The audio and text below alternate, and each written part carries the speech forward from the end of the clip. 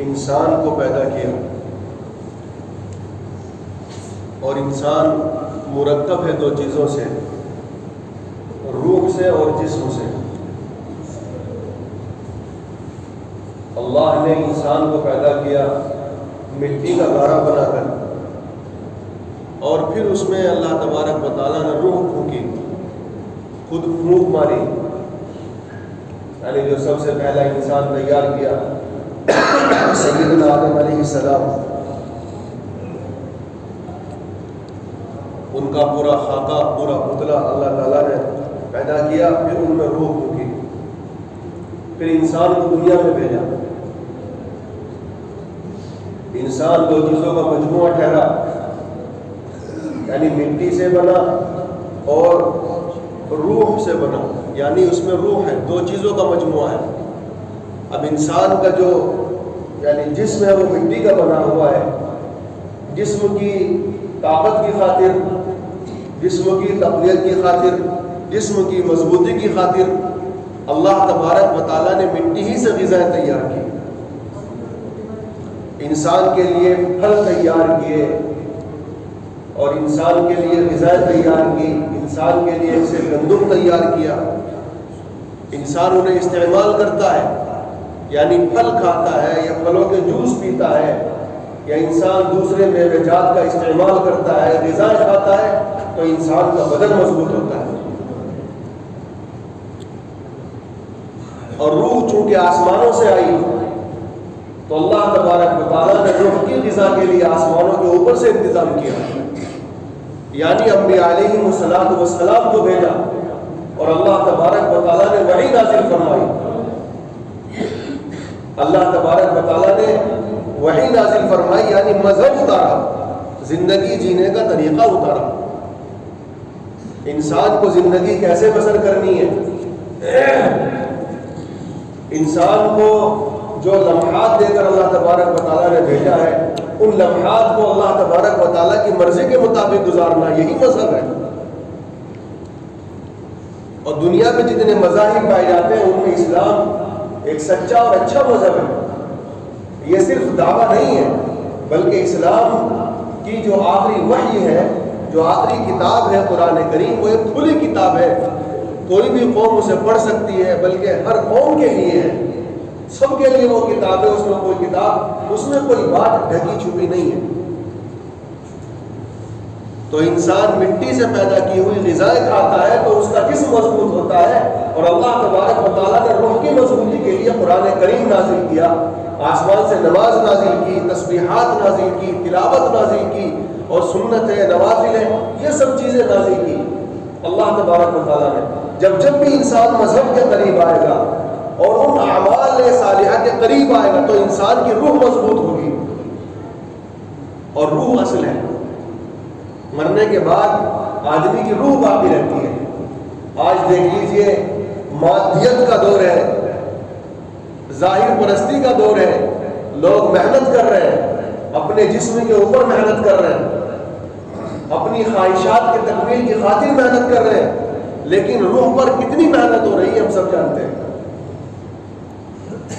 اور پھر اللہ نے انسان کا دشمن اتارا اور دشمن سے بچنے کے طریقے بتائے، تاکہ اللہ تبارک و تعالیٰ سے کون محبت کرتا ہے، کون محبت نہیں کرتا ہے، کون اللہ تبارک و تعالیٰ کا قرب چاہتا ہے، کون نہیں چاہتا ہے، تاکہ یہ بات واضح ہو جائے۔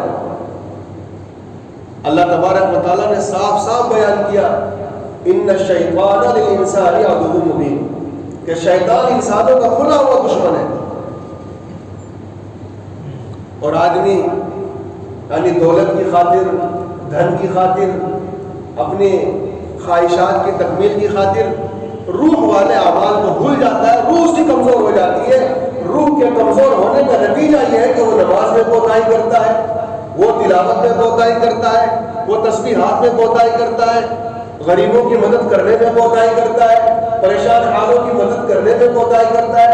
حضور پاک صلی اللہ تعالی علیہ وسلم جو پوری انسانیت کے آخری نبی ہیں، ان کے بعد اب کوئی پیغمبر آنے والا نہیں ہے، پھر ان کے لائے ہوئے دین کو ماننے میں انسان کوتاہی کرتا ہے۔ بڑی تعداد ہے جو فجر کی نمازوں میں بڑی سوئی رہتی ہے، اور وہ بڑی تعداد ہے جنہیں اللہ تبارک و تعالیٰ نے دھن دولت کے انبار سے نوازا، لیکن وہ زکوٰۃ نہیں دیتے۔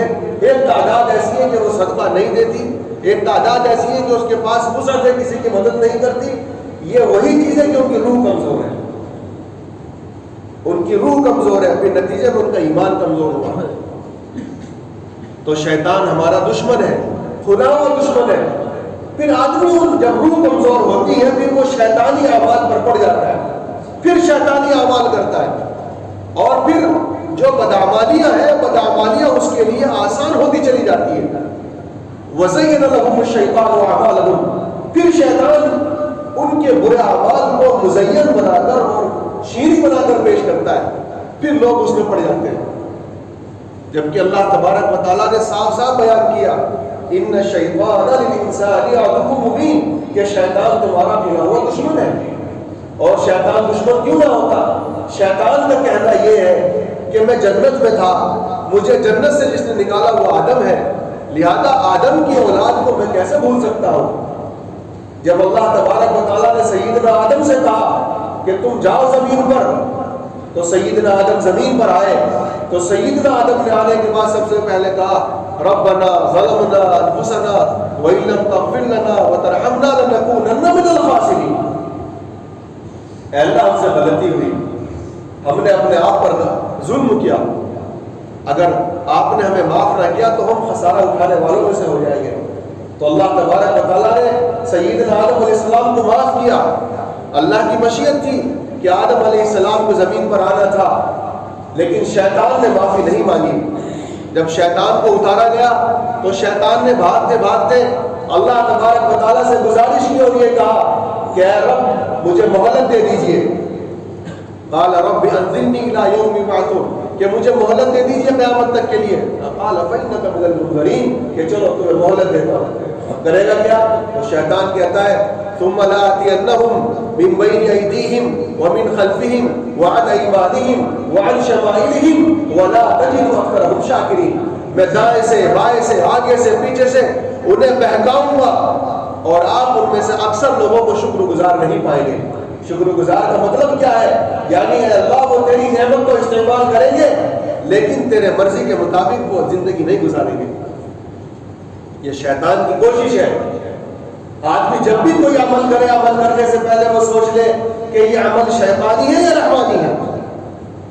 اور میرے بھائی شیطانی عمل کیا ہے، رحمانی عمل کیا ہے، روح کو مضبوط کرنے والے اعمال کیا ہے، اور بدن کو مضبوط کرنے والی چیزیں کیا ہیں، اور بدن کو بے راہ روی سے بچانے والی چیزیں کیا ہیں، ان باتوں کا جیسے آپ دیکھیں کہ آپ حکیم کے پاس جاتے ہیں، طبیب کے پاس جاتے ہیں، آدمی کو زکام ہو جائے، آدمی کو کھانسی ہو جائے، آدمی کو بخار ہو جائے تو وہ طبیب کے پاس جاتا ہے، ڈاکٹر کے پاس جاتا ہے، اس سے مشورہ کرتا ہے، دوائیاں لیتا ہے۔ اسی طریقے سے جو اعمال آدمی کی روح کو کمزور کرنے والے ہیں، پھر وہ کمزور کرنے والے جو اعمال ہیں ان اعمال سے بچنے کی خاطر وہ روح کے ماہرین کے پاس جاتا ہے، علماء کے پاس جاتا ہے، اہل دل کے پاس جاتا ہے، ان سے مشورہ کرتا ہے، ان سے توجیہات لیتا ہے اور ان سے ہدایات لیتا ہے، پھر ان اعمال کو کرتا ہے، اس کی روح مضبوط ہو جاتی ہے۔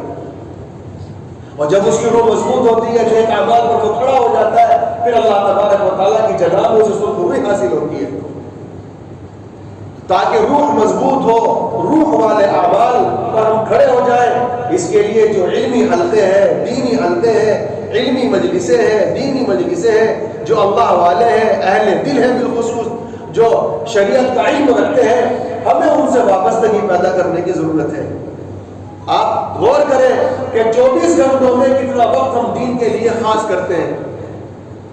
24 گھنٹوں میں کتنا وقت ہے کہ ہم پاکی ناپاکی کے مسائل سمجھتے اور سیکھتے ہیں۔ 24 گھنٹوں میں کتنا وقت ایسا ہے کہ ہم حرام حلال کے مسائل سمجھتے اور سیکھتے ہیں۔ جو اہل کروت لوگ ہیں، دولت مند لوگ ہیں، بلکہ اب آج کے دور میں تو متوسط طبقے کے لوگ بھی اپنے فیملی ڈاکٹر رکھتے ہیں، اس سے چیک اپ کراتے ہیں، اپنی صحت کے بارے میں مشورے کرتے ہیں۔ تو جب ہم فیملی ڈاکٹر رکھ سکتے ہیں، اپنی صحت کا اتنا خیال رکھتے ہیں، جو صحت فانی ہے، فنا ہونے والی ہے، ختم ہونے والی ہے، مٹی میں مل جانے والی ہے، تو پھر روح وہ تو باقی رہے گی۔ اللہ تبارک و تعالیٰ کے سامنے حساب و کتاب ہوگا، اس کے لیے تو ہمیں بدرجہ اولا محنت کرنے کی ضرورت ہے۔ میرے بھائی ہمارے پاس جو دین ہے وہ اس لیے ہے کہ ہمارے آبا و اجداد مسلمان تھے، اور ان کے مسلمان ہونے پر اور اپنے مسلمان ہونے پر ہمیں فخر ہے، اور فخر ہونا چاہیے۔ ہمیں فخر ہے کہ یہ دین وہ ہے جو اللہ تبارک و تعالیٰ نے محمد مصطفیٰ صلی اللہ علیہ وسلم کو دے کر بھیجا پوری انسانیت کی خاطر۔ تو ہم علماء سے وابستہ ہوں اور 24 گھنٹوں میں ایک وقت ایسا خاص کریں ہم جس میں علماء کے پاس بیٹھ کر ہم ان سے سیکھیں۔ اگر ہم قرآن کریم پڑھنا نہیں جانتے، قرآن کریم کی تلاوت سیکھیں۔ ہمیں حرام حلال کے مسئلوں کا، بلکہ میں کہتا ہوں ایک زمانہ ایسا گزرا ہے، پہلے شعراء جو شعر کہتے تھے، جو اپنی غزلیں لکھتے تھے، جو نظمیں لکھتے تھے، وہ اپنی غزلوں کو، اپنی نظموں کو، اپنے اشعار کو علماء کی خدمت میں بھیجتے تھے، یہ دیکھنے کے لیے، یہ تحقیق کرنے کے لیے کہ کہیں ہمارے کسی شعر میں کوئی کلمہ ایسا تو نہیں ہے جو کفریہ ہو۔ اپنی غزلیں چیک کراتے تھے۔ اور پہلے یہ ہوتا تھا کہ لوگ باپ کاروبار شروع کر رہے ہیں تو کاروبار شروع کرنے سے پہلے اللہ والوں کو بلاتے تھے، علماء کو بلاتے تھے، ان سے ملتے تھے، مشورہ کرتے تھے اور پوچھتے تھے کہ میں جو کاروبار کرنے جا رہا ہوں وہ کاروبار کہیں ایسا تو نہیں ہے کہ حرام ہو۔ اب لوگ باپ مسائل پوچھتے ہیں، صرف نماز کا مسئلہ پوچھ لیا، طلاق کا مسئلہ پوچھ لیا، نکاح کا مسئلہ پوچھ لیا، کاروبار کا مسئلہ کوئی پوچھتا ہی نہیں، پاکی ناپاکی کا مسئلہ کوئی پوچھتا ہی نہیں، حرام حلال کا مسئلہ کوئی پوچھتا ہی نہیں، کیونکہ وہ جانتے ہیں کہ ہم نے یہ کمیٹی ڈالی ہے، ہم نے آن لائن یہ کاروبار شروع کیا ہے، ہم نے یہ بزنس شروع کیا ہے۔ اگر علماء سے پوچھیں گے تو صاف جواب آئے گا کہ یہ حرام ہے، یہ کاروبار چھوڑنا پڑے گا۔ میرے بھائی سب سے بنیادی چیز جو ہے وہ ہمارا ایمان ہے، اور ایمان محفوظ ہوگا ہمارے حرام حلال والی کمائی سے۔ حرام کمائی سے بچیں گے، حلال کمائی آئے گی تو ایمان محفوظ ہوگا۔ ایمان محفوظ ہوگا پھر آدمی روح والے اعمال کرے گا، ورنہ روح والے اعمال نہیں کر سکتا۔ تو شیطانی اعمال سے بچیں، شیطان کے جھانسے میں آنے سے بچیں۔ محمد مصطفیٰ صلی اللہ علیہ وسلم کی نبوت باقی ہے، قیامت تک باقی رہے گی۔ آپ جو تعلیمات لے کر آئے تھے وہ تعلیمات باقی ہے، قیامت تک باقی رہے گی۔ پہلے نبی آتے تھے، آئے، پیغام پہنچایا اور چلے گئے، لیکن محمد مصطفیٰ صلی اللہ علیہ وسلم کی ایک ایک بات محفوظ ہے۔ اسی لیے محفوظ ہے اللہ کے رسول صلی اللہ علیہ وسلم کا کوئی امتی سیدھی راہ سے بھٹک نہ جائے۔ یہ چراغ موجود ہے تاکہ اندھیرے میں اس کے قدم ڈگمگا نہ جائے۔ قرآن کریم کی ایک آیت ہے، اس آیت کو پڑھ کر ترجمہ کر کے بات ختم کر رہا ہوں۔ جب قیامت میں حساب و کتاب ہو جائے گا، جنتی جنت میں چلے جائیں گے، جہنمی جہنم میں چلے جائیں گے، اللہ تبارک و تعالیٰ جہنم سے ہم سب کی حفاظت فرمائے، ہماری نسلوں کی حفاظت فرمائے، نسلوں کی نسلوں کی حفاظت فرمائے۔ جب جہنمی جہنم میں چلے جائیں گے، جنتی جنت میں چلے جائیں گے، اب شیطان آئے گا۔ شیطان آیا، اب شیطان کا بھاشن شروع ہوگا۔ میں جو بات بتا رہا ہوں یہ قرآن کریم کی آیت کا ترجمہ ہے 13ویں پارے میں۔ اعوذ باللہ من الشیطان الرجیم وقال الشیطان لما قضی الامر۔ جب فیصلہ ہو چکے گا، جنتی جنت میں چلے جائیں گے، جہنمی جہنم میں چلے جائیں گے، شیطان آئے گا، شیطان کہے گا ان اللہ وعدکم وعد الحق۔ اللہ تعالیٰ، وہ لوگ کہیں گے کہ اس کی وجہ سے ہم لوگ جہنم میں آئے ہیں، اس خبیث کے چکر میں آ کر ہم نے جنت گنوائی ہے۔ شیطان کہے گا نہیں نہیں، ان اللہ وعدکم وعد الحق ووعدتکم فاخلفتکم۔ تم سے اللہ تبارک و تعالیٰ نے وعدہ کیا تھا کہ اس راہ پر چلو گے تو جنت میں پہنچ جاؤ گے، اور میں نے بھی وعدہ کیا تھا کہ اس راہ پر چلو گے تو تم سبز باغ ملیں گے۔ اللہ کا وعدہ سچ تھا، تم خود اس وعدے سے بھٹکے، میں نے صرف تمہیں بلایا تھا، تم خود آئے تھے۔ یہ شیطان کہے گا وَوَعَدْتُكُمْ، میں نے تم سے وعدہ کیا، فَأَخْلَفْتُكُمْ۔ اور اگلی بات کیا کہے گا شیطان، وَمَا كَانَ لِيَ عَلَيْكُمْ مِنْ سُلْطَانٍ، تم پر میری کوئی زور زبردستی نہیں تھی، میں نے تمہیں صرف دعوت دی تھی کہ آ جاؤ، تم خود چل کر آئے تھے۔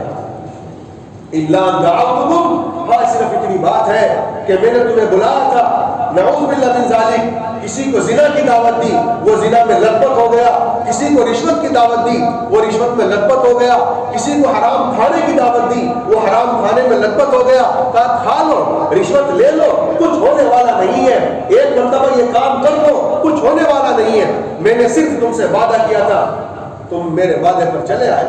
وما كان لي عليكم من سلطان، اور تم پر میری کوئی زبردستی نہیں تھی، الا ان دعوتکم فاستجبتم لی، ہاں بس میں نے تمہیں دعوت دی اور تم چل کر چلے آئے اور تم نے میری دعوت پر لبیک کہا۔ اگلی بات اس سے بھی زیادہ سنگین ہے، وہ کہے گا ما انا بمصرخکم وما انتم بمصرخی، نہ تو میں تمہاری مدد کر سکتا ہوں نہ تم میری مدد کر سکتے ہو، میری گڈی پھنسی پڑی ہے، نہ تو تم میری مدد کر سکتے ہو نہ میں تمہاری مدد کر سکتا ہوں۔ یہ وہی شیطان ہے ہم جس کے کہنے پر والدین کی نافرمانی کر دیتے ہیں، جس کے کہنے پر ہم ماں کا دل توڑ دیتے ہیں، ہم جس کے کہنے پر حلال کی راہیں چھوڑ دیتے ہیں، ہم جس کے کہنے پر حرام کی راہوں پر پڑ جاتے ہیں۔ تو میرے بھائی ہم آنکھیں کھول کر رہے ہیں، ہم دل کی آنکھیں کھول کر رہے ہیں اور علماء سے وابستہ ہو، دین سیکھیں، اللہ کے واسطے دین سمجھیں، اپنی زندگیوں کو پاکیزہ بنائیں۔ جس طریقے سے ہماری ضرورتیں پاکیزہ ہیں اسی طریقے سے اپنی خلوتوں کو پاکیزہ بنائیں۔ تو شیطان کہے گا انی کفرت بما اشرکتمونی من قبل، اب سے پہلے تم لوگوں نے میرے ساتھ جو شرک کیا میں ان سب سے انکار کرتا ہوں۔ اللہ تعالیٰ آگے فرماتا ہے کہ ظلم کرنے والوں کے لیے دردناک عذاب ہے، اور اس سے بڑا ظالم کون ہو سکتا ہے جو ایمان کے ساتھ شرک ملائے، جو ایمان کے ساتھ بے ایمانی ملائے۔ تو میرے بھائی میں پھر بات دہراتا ہوں، انسان دو چیزوں سے مرکب ہے، ایک جسم ہے ایک روح ہے۔ ہمیں جسم سے کہیں زیادہ روح پر محنت کرنی ہے تاکہ روح مضبوط ہو جائے، روح والے اعمال ہمارے اعضاء و جوارح سے صادر ہو۔ اس کے لیے ضروری ہے کہ ہم نبی والی تعلیم سیکھیں، نبی والی تعلیم کو جانیں، اور نبیوں والی تعلیم کتابوں کے اندر موجود ہے، ان کتابوں کو سمجھانے والے اور بتانے والے علماء ہیں۔ العلماء ورثۃ الانبیاء، ہم علماء سے جڑے، علماء کے پاس اٹھے بیٹھے، علماء سے ہم سیکھیں، علماء سے ہم ملیں۔ یہ جو مدارس ہیں، جو دینی مدارس ہیں، جو دینی حلقے ہیں، یہ علماء کرام نے جو قائم کیے ہوئے ہیں، ان کا ہم لوگوں پر احسان ہے۔ ہم لوگوں پر احسان اس لیے ہے، اگر یہ دینی ادارے نہ ہو تو میں یقین کے ساتھ کہہ سکتا ہوں بالخصوص اس ملک میں کوئی انتظام ہمارے بچوں کے عقیدے کی حفاظت کا نہیں ہو سکتا، کوئی انتظام پاکی ناپاکی کا نہیں ہو سکتا۔ ایک بڑی تعداد ہے جو ہوٹلوں میں کھانا نہیں کھاتی، صرف اس لیے نہیں کھاتی کہ وہ پاکی ناپاکی کا مسئلہ وہ بڑی سنگینی سے لیتی ہے۔ ایک بڑی تعداد ہے وہ کہیں بھی گوشت کھا لیتی ہے، اس کو کوئی پرواہ نہیں ہے۔ تو یہ سب سوچنے کی باتیں ہیں، غور کرنے کی باتیں ہیں۔ ہم یہاں سے عزم کر کے اٹھیں کہ زندگی ہماری جو گزر گئی، اس کے بعد عزم کریں کہ انشاءاللہ ہماری زندگیوں میں کوئی نہ کوئی عالم دین ضرور رہے گا، ہم کسی نہ کسی عالم دین سے وابستہ ہوں گے، ہم ان سے دین سیکھیں گے، دینی مسائل سیکھتے رہیں گے۔ اللہ تبارک و تعالیٰ ان باتوں پر مجھے بھی عمل کی توفیق نصیب فرمائے، آپ کو بھی عمل کی توفیق نصیب فرمائے۔ اللہ تعالیٰ ہر طرح کے حرام سے ہماری اور ہمارے نسلوں کی حفاظت فرمائے، ہر طرح کی آزمائش سے ہماری حفاظت فرمائے، ہر طرح کی بے ایمانی سے ہماری حفاظت فرمائے۔ اللہ تعالیٰ ہمیں ہماری نسلوں کو اپنے حفظ و امان سے بہرور فرمائے۔ وآخر دعوانا ان الحمد للہ رب العالمین۔